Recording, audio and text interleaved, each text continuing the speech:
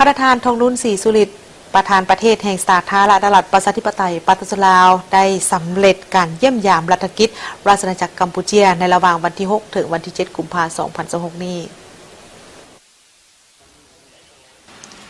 โดยตอบสนองตามการเสื้อเซินของพระบาทสมเด็จพระบรมเนียดนโรดมสีหมุนีพระมหากษัตริย์แห่งราชอาณาจักรกัมพูชี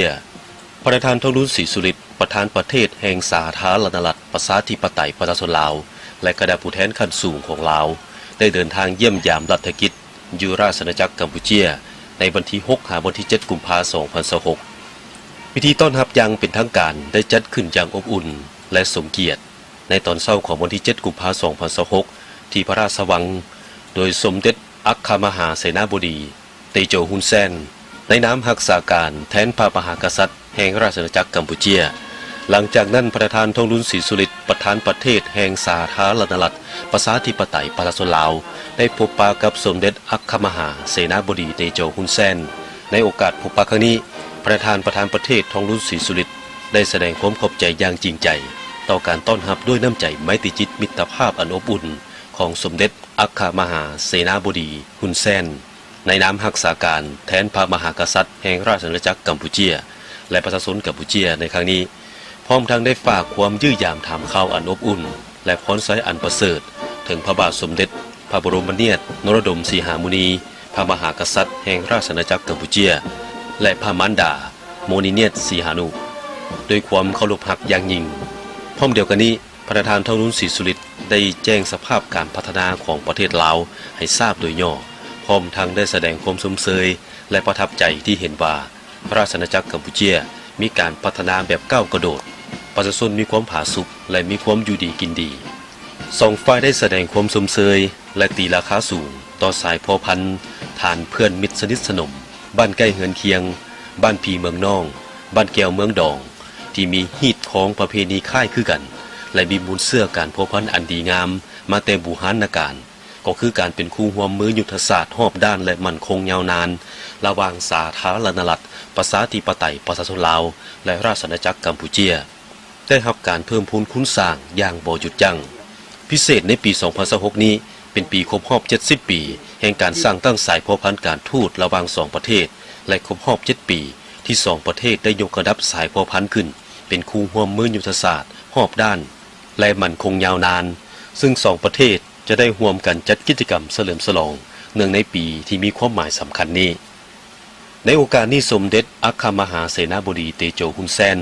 รักษาการแทนพระมหากษัตริย์แห่งราชอาณาจักรกัมพูชีได้แสดงความยินดีต้อนรับอย่างอบอุ่นและตีราคาสูงต่อการเยี่ยมยามครั้งนี้ซึ่งเป็นแห่งสุขดันอันสำคัญที่จะเฮ็ดให้สายพัวพันมิตรภาพและการร่วมมือที่เป็นมูลเสื้อที่ดีงามระหว่างลาวกัมพูชีให้ได้รับการเสริมขยายให้แตกดอกออกผลและขยายตัวยิ่งขึ้นในซุ้มปีต่อหน้าพร้อมเดียวกันนี้ก็ได้แจ้งทราบว่าพระบาทสมเด็จพระบรมเนียดนโรดมสีหมุนีพระมหากษัตริย์แห่งราชอาณาจักรกัมพูชียินดีเสด็จเยี่ยมยามรัฐกิจอยู่สาธารณรัฐประชาธิปไตยประชาชนลาวในเดือนมิถุนายน 2026 ที่จะมาถึงนี้ตามการเสื้อเสริญของประธานทองรุ่นศรีสุริตประธานประเทศแห่งสาธารณรัฐประชาธิปไตยประชาชนลาวและได้เสื้อเสริญประธานทองรุ่นศรีสุริตประธานประเทศแห่งสาธารณรัฐประชาธิปไตยประชาชนลาวเดินทางมาเข้าร่วมกองประชุมสุดยอดฟรังโกโฟนีครั้งที่20ที่ราชอาณาจักรกัมพูชีจะเป็นเจ้าภาพในเดือนพฤศจิกายน 2026ในตอนท้ายประธานทองรุ่นศรีสุริตได้แสดงความรู้บุญคุณและขอบใจพระมหากษัตริย์รัฐบาลและประชาชนกัมพูชีที่ได้ให้การสนับสนุนและช่วยเหลือสาธารณรัฐประชาธิปไตยประชาชนลาวในระยะผ่านมาทั้งในระยะการต่อสู้เพื่อเอกราชแห่งชาติก็คือการปกปักรักษาและพัฒนาประเทศชาติในปัจจุบันพร้อมทั้งได้แสดงความยินดีที่จะได้ร่วมกับรัฐบาลและประชาชนลาวต้อนรับการเสด็จเยี่ยมยามรัฐกิจอยู่สาธารณรัฐประชาธิปไตยประชาชนลาวของพระบาทสมเด็จพระบรมเนียดนโรดมสีหมุนีพระมหากษัตริย์แห่งราชอาณาจักรกัมพูชีในเดือนมิถุนายน 2026 ที่จะมาถึงนี้พร้อมทั้งตอบรับการเสื้อเสริญเข้าร่วมกองประชุมสุดยอดฟรังโกโฟนีครั้งที่20ที่ราชอาณาจักรกัมพูชีจะเป็นเจ้าภาพในกลางเดือนพฤศจิกายน ปี 2026 นี้ในวันเดียวกันประธานทองรุ่นศรีสุริตยังได้นำพาคณะวางพวงมาลาที่อนุสาวรีย์เอกราชและอนุสาวรีย์พระบาทสมเด็จ พระนรดมศรีหานุอดีตพระมหากษัตริย์แห่งกัมพูเชียพร้อมทั้งได้เข้าร่วมงานเลี้ยงอาหารเที่ยงอย่างเป็นทางการซึ่งจัดเป็นเกียรติโดยสมเด็จอัครมหาเสนาบดีเตโจฮุนแซนในนามรักษาการแทนพระมหากษัตริย์แห่งราชอาณาจักรกัมพูเชียอีกด้วย